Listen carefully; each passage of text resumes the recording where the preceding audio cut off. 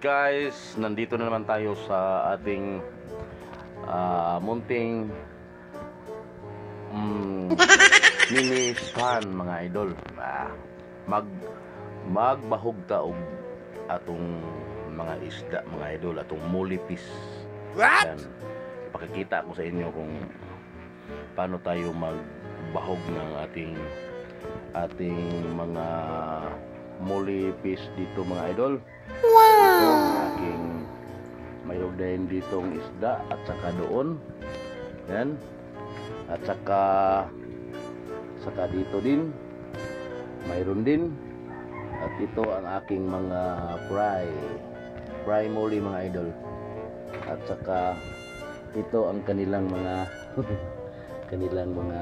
ina yan at ito fry din ito mga bibi muli ng ating mga anak ng ating mga muli mga idol. Yan. Time check muna tayo. Alas 3:40 ang ating oras ngayon mga idol sa ating pag ng mga muli no. Siguro mga alas 4 siguro natin ito ang kanilang pagkain mga idol. Nilagyan ko talaga ng vitamins. Kailangan may vitamins mga idol. Kailangan talaga may vitamins ito para magaling sila mag-produce ng kanilang mga itlog. Itlog at saka yung mga anak ba? Okay. Pakita ko sa inyo mga idol. Nahin natin dito mga idol, papakain. Yan, pagkain natin mga idol. Nahin natin dito. Yan. Yan, nakita nyo mga idol, kumakain na sila mga idol ang ating muli, white muli at saka yung orange muli natin mga idol. Ganda nila tingnan mga idol basta pag kumakain na mga idol. Yan ang ating breeders mga idol. Dito natin nilagay ang ating mga breeders. Yan mga may itlog na yan.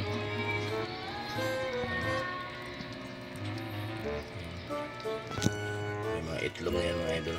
Yan kumakain na sila mga idol. Maliit lang pinapakain natin sa kanila kasi baka overfeeding sila mga idol at saka magkasakit ang kanilang tiyan.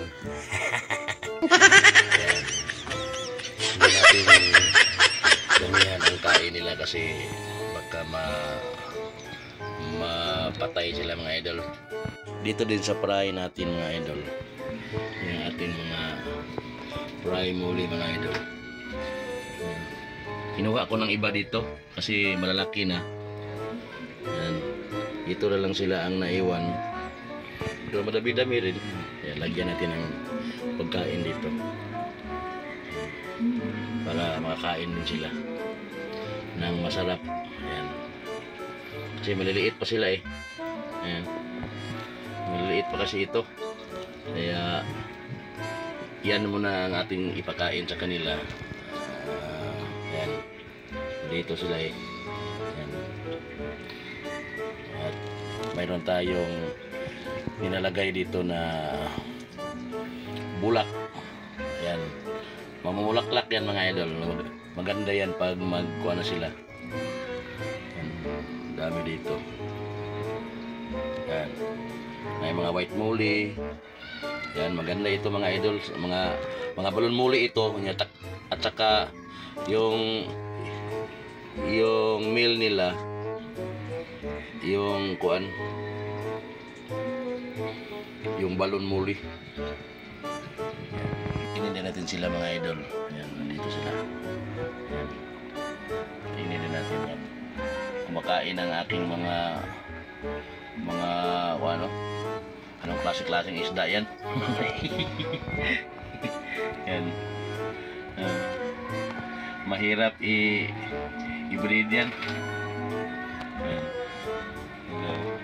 May kahoy kasi dito ang ilalagay ko mga idol. Kaya yan sila.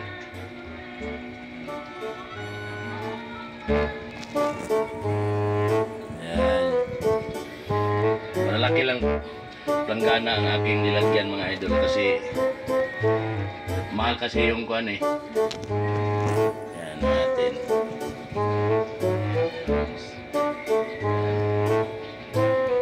At saka dito din sa ating balon muli. Dito natin sila pakainin mga idol. Dito. Yan. Diyan natin sila pakainin kasi para ang iba hindi pa nakita nila yung pagkain nila. Isa lang. Pag makita nila, yan, yung isa,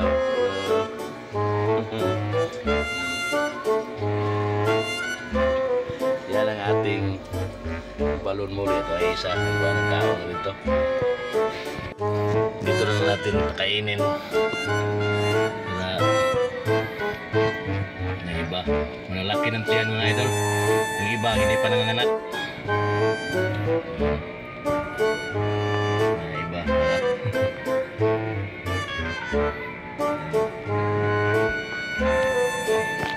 Maliit lang ang pinapakain ko nila kasi matakaw kasi yan eh.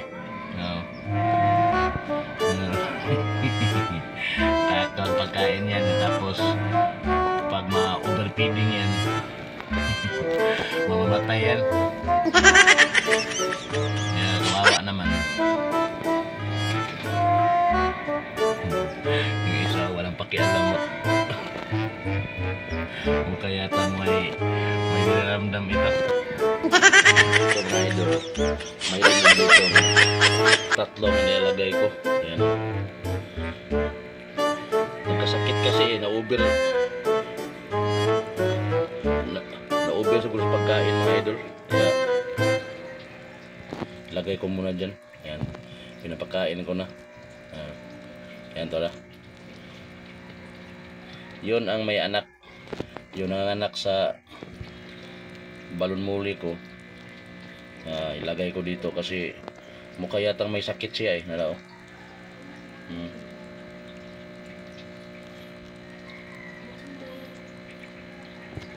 Yan. Malakas kumain yan.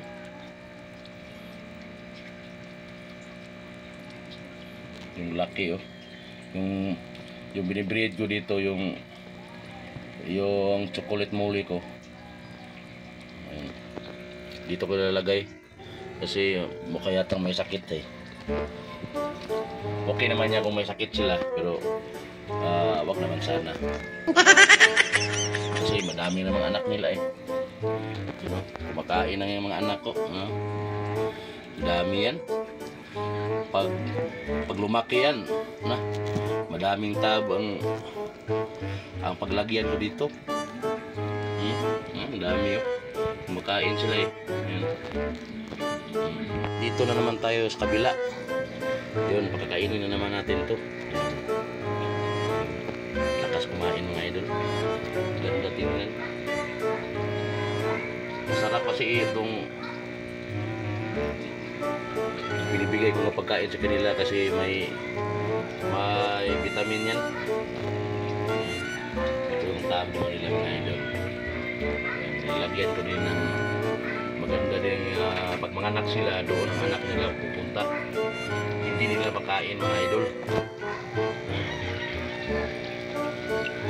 Lakas kumain yan.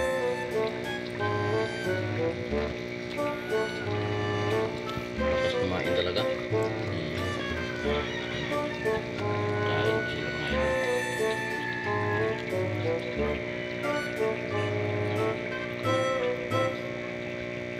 Maraming mga anak yan na nakukuha ko dito sa kanila.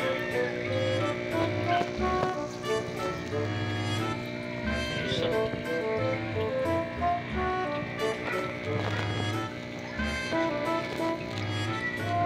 Dito na naman tayo sa malalaki na mga balon muli mga idol. Pinapakain din natin yan. Kaya mayroon din sila ditong bulaklak, mayroon din ito.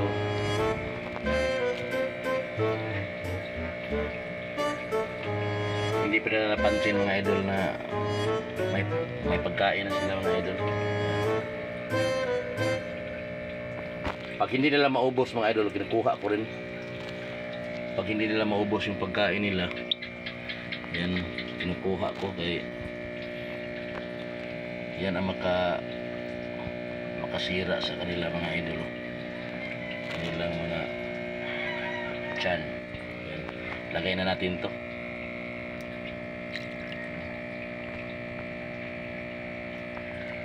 Dami yan. Yan. Madami pinagkain ko dito. Dami na nila mga idol. Oh. Dami na nila mga idol. Nakakita na yung iba. Yun, malalaki na ito mga idol. Yung mga fry natin sa balon muli. Yan, malalaki din sila. At inilipat ko dito kasi malalaki naman sila eh. Hindi na sila namamatay. Yan. Ang dami ito mga idol, ang dami din ito. Dapya ang hinahanap nila. Pero wala tayong dapya ngayon. Kaya ganito muna yung pagkain nila. Ang dami yan. Mayroong white, mayroong orange, mga balon muli yan mga idol.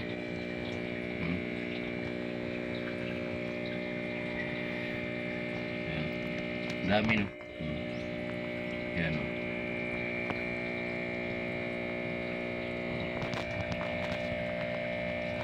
Kaya kayo, mag-alaga kayo ng mga isda tulad dito. Tanungin nyo muna yung mga sarili niyo kung gusto ba ninyo, hobby ba talaga ninyo itong pag-aalaga ng balon muli. Kasi hindi biro ito mga idol, mag-alaga ka ng isda eh. Kailangan din itong alagaan mo, pakainin mo, mahalin mo. Kaya kung mag-alaga ka ng isda mga idol, katulad dito, kailangan mahalin mo muna. Yung tanungin nyo muna ang sarili ninyo, tapos kung gusto ba ninyo, hobby ba talaga ninyo ang pag-aalaga ng isda. Kasi pag hindi nyo hobby, wala rin mangyayari. Ang isda nya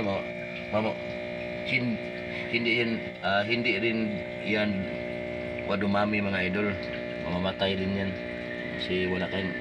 kasi nag-aalaga ka lang ng isda. Kasi baka makita mo lang sa kapitbahay mo nag-aalaga sila ng isda niya, maganda tingnan na niya, pakain ka lang ng pakain. Kailangan alagaan din sila, alagaan din natin sila sa ang kanilang kalusugan. Kalusugan. Yan.